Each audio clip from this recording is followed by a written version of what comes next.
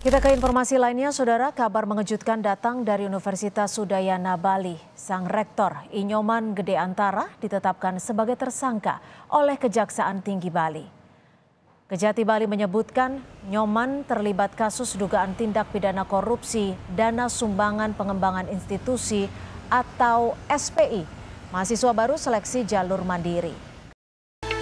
Korupsilah selagi sempat, korupsilah selagi sempat, buat apa mikiri rakyat, buat apa mikiri rakyat.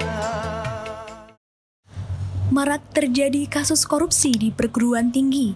Hal ini dibuktikan oleh pantauan ICW Indonesia Corruption Watch terhadap perguruan tinggi dalam rentang waktu 10 tahun. Sejak tahun 2006 hingga Agustus 2016, tercatat sedikitnya 37 kasus korupsi yang terkait dengan perguruan tinggi. Hasil pantauan ICW kemudian menemukan 12 pola korupsi di perguruan tinggi. Dari 12 pola yang ditemukan, salah satunya adalah melalui penerimaan mahasiswa jalur mandiri. Penerimaan mahasiswa baru mandiri adalah salah satu jalur masuk calon mahasiswa untuk mendapatkan bangku di kampus melalui keputusan setiap pengelola perguruan tinggi negeri. Penerimaan mahasiswa baru mandiri diatur dalam pasal 3 ayat 1 huruf C Peraturan Menteri Pendidikan dan Kebudayaan Nomor 6 Tahun 2020 tentang penerimaan mahasiswa baru program sarjana pada perguruan tinggi negeri.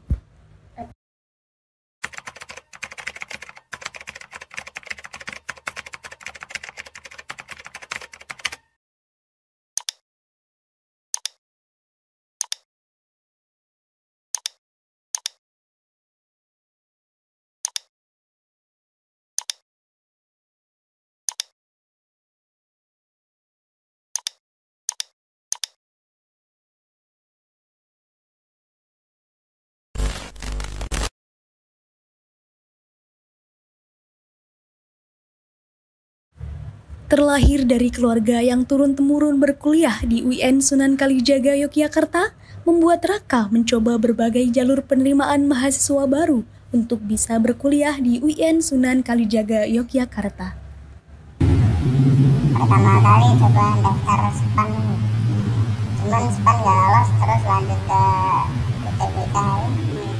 UTBK sama nggak lolos, terus yang pertama CPT 1, terus nggak lolos, kemudian CPT 2 nilainya padahal sama, cuman yang kedua itu lolos. Diterimanya Raka melalui jalur mandiri atau CPT 2 ternyata menyimpan cerita. Raka mengaku ia meminta tolong kepada saudaranya yang merupakan alumni UIN Sunan Kalijaga Yogyakarta dan merupakan anggota DPRD untuk menghubungi dekan fakultas yang akan dia masuki, yaitu Fakultas Dakwah dan Komunikasi.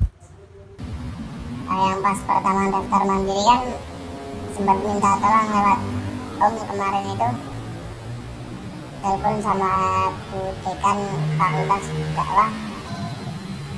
Cuman ya salah daftar gitu Mas, dan gaji orang tua aslinya kan 5 tak isi 2,5. Tidak hanya menghubungi dekan, Raka juga menghubungi salah satu mahasiswa Fakultas Dakwah dan Komunikasi yang memang kenal dekat dengan dekan untuk menemaninya menemui dekan.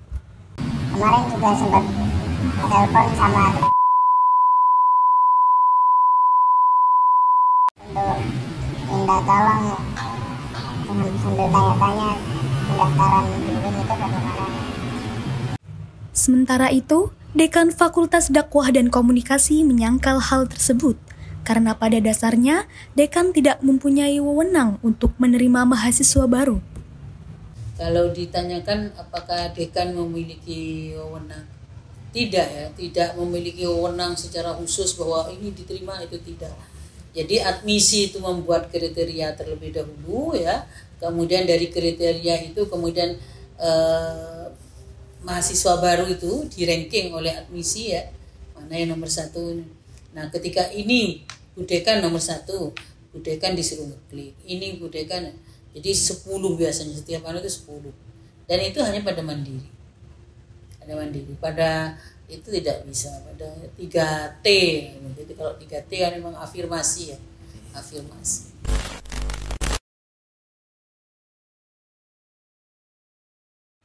Bercerita pernah menjadi perantara seorang alumni yang menitipkan saudaranya kepada dekan salah satu fakultas di UIN Sunan Kalijaga, Auli bukan nama sebenarnya. Seorang mahasiswa yang mengaku mempunyai pengaruh dan kedekatan dengan dekan fakultas bersangkutan.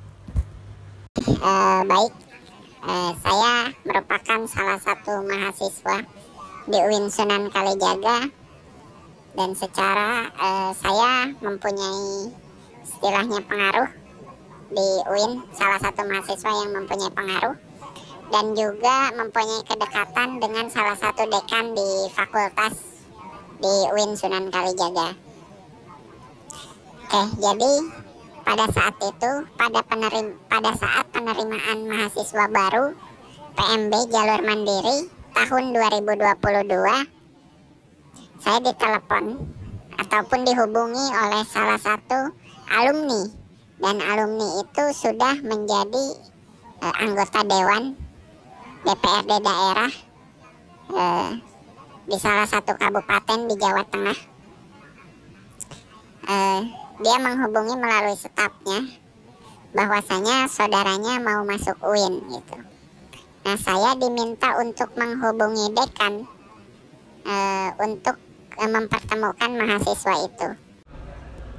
Auli menerima permintaan tolong dari alumni tersebut bukan karena dijanjikan sesuatu, melainkan karena ada rasa keterikatan dalam satu organisasi yang sama. Oke, memang dengan salah satu alumni itu istilahnya saya satu organisasi gitu. Jadi memang punya hubungan satu organisasi, satu latar belakang yang itu dia punya hubungan dengan saya. Alhasil dia kenal dengan saya dan tahu saya punya pengaruh di fakultas seperti itu. Proses menitipkan calon mahasiswa tersebut berlangsung secara singkat dan mudah. Hanya menyetorkan nama dan nomor peserta tes, calon mahasiswa tersebut sudah jelas terdaftar sebagai mahasiswa baru. Suatu momen saya datang ke ruang dekan dan saya menjelaskan bahwasanya ya ada saudara salah satu alumni ingin masuk ke sini dan saya dititipi untuk ketemu Bu Dekan gitu. Saya menjelaskan itu. Lalu respon Bu Dekan, baik silahkan ditulis aja WhatsApp-nya namanya di WhatsApp-kan dan nomor pesertanya berapa. Alhasil ya terjadi istilahnya perbincangan di sana bersama Bu Dekan gitu. Nah, selesai pada saat saya ketemu dekan dan alhasil keterima di fakultas tersebut, hasil dari CBT 2 itu gitu. Adanya kasus sogok menyogok atau mahasiswa titipan ini sangat disayangkan. Hal tersebut disampaikan oleh dua mahasiswa UIN Sunan Kalijaga, Yogyakarta.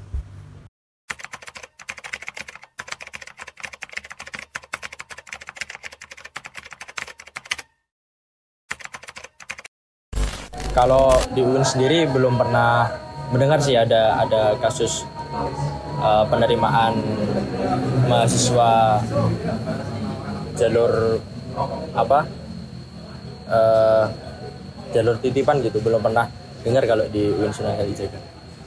Untuk setahu saya, selama ini yang saya dengar dari teman-teman ya terutama ada gitu penitip nama dalam jalur PMB mandiri.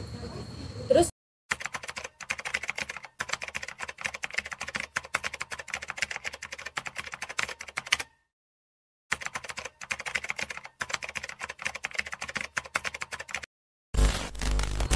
tidak sepakat ya, karena ada beberapa alasan.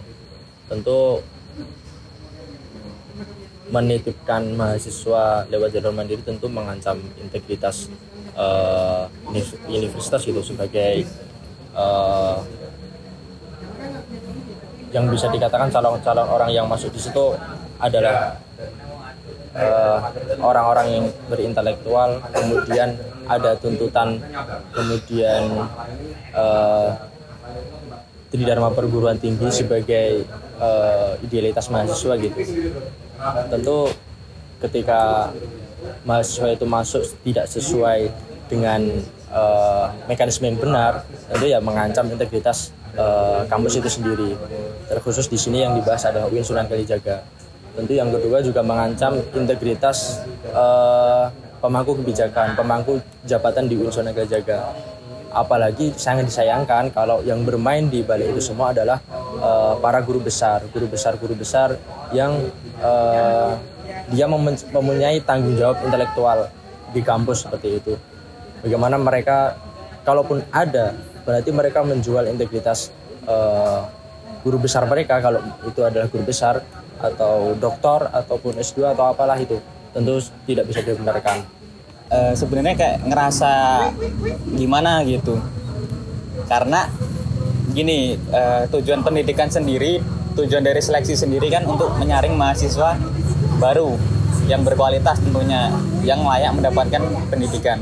Nah, jika ada yang namanya titip menitip, itu otomatis akan menggeser kuota camaba yang seharusnya lebih layak mendapatkan kursi tersebut daripada orang yang titipan begitu. Jadi kayak lebih ke kayak ngerasa nggak adil aja gitu.